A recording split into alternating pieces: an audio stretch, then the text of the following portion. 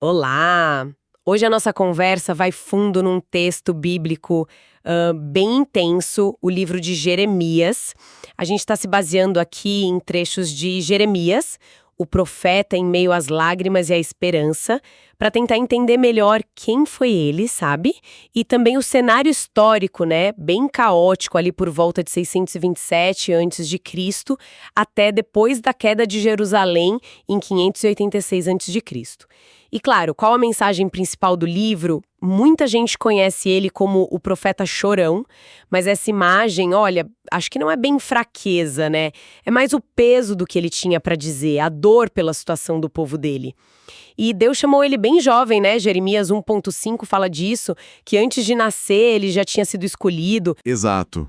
E assim, entender esse pano de fundo histórico é fundamental mesmo. Foi uma época nossa de muita instabilidade. Teve a morte do rei Josias, que era considerado um bom rei.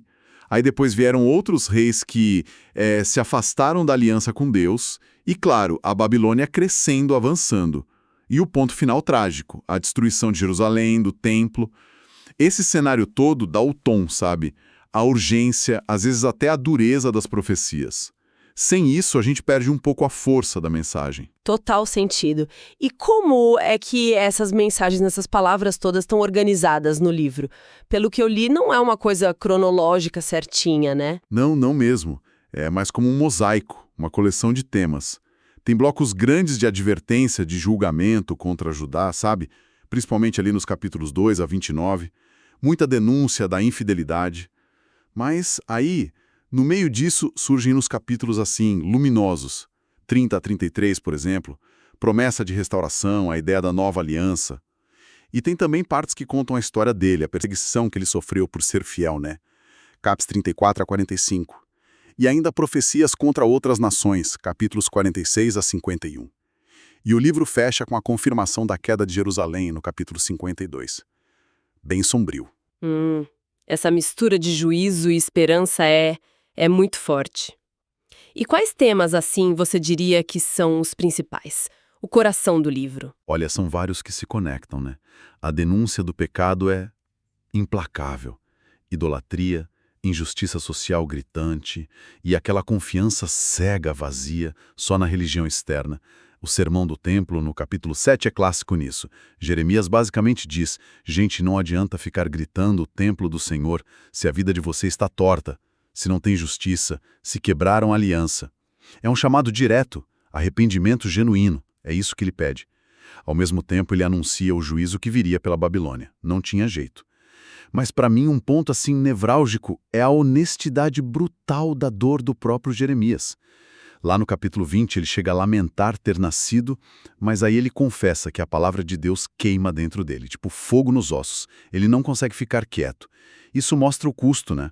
O custo pessoal de ser profeta. Nossa, essa imagem do fogo nos ossos é muito poderosa.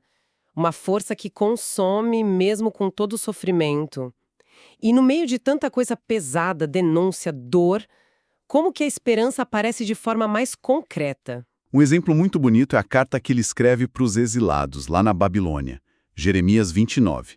E aí vem aquele verso famoso, o 11. Porque sou eu que conheço os planos que tenho para vocês, diz o Senhor. Planos de fazê-los prosperar e não de lhes causar dano. Planos de dar-lhes esperança e um futuro. Pensa, mesmo no fundo do poço, no exílio, Deus falando de futuro e esperança. É forte. É surpreendente mesmo, nesse contexto, mas o ponto alto dessa esperança toda parece ser a nova aliança, né? O que tem de tão revolucionário nela? Essa nova seria escrita nos corações das pessoas. Isso é radical. Aponta para uma mudança interna, sabe? Um relacionamento com Deus que não depende só de seguir regra externa, mas de uma transformação do desejo, da vontade. É quase a passagem da lei para a graça, da religião de ritual para a fé que vem de dentro. Essa promessa vai muito além de Jeremias, ela ecoa em toda a Bíblia.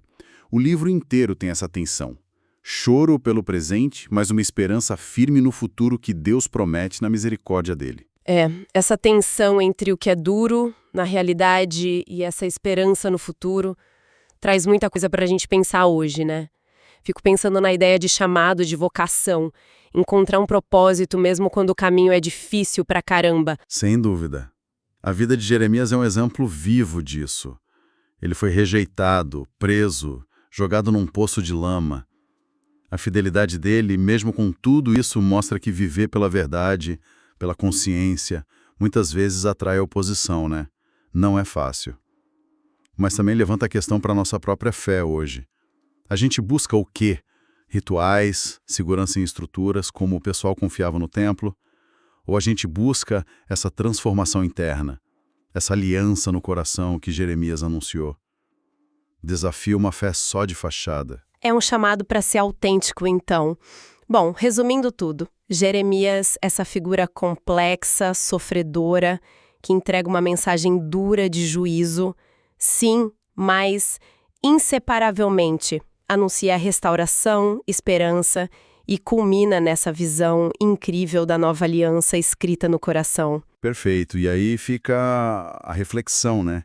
O livro termina com a confirmação daquela destruição terrível de Jerusalém no capítulo 52, considerando essa catástrofe toda que Jeremias viu e o sofrimento pessoal imenso dele. O que será que a persistência dessa promessa, da nova aliança, de algo novo nascendo das cinzas, o que isso nos diz sobre a teimosia da esperança, sabe? Mesmo quando tudo parece perdido, desolador. Uma pergunta que fica ecoando mesmo. Com ela a gente encerra essa nossa análise sobre Jeremias.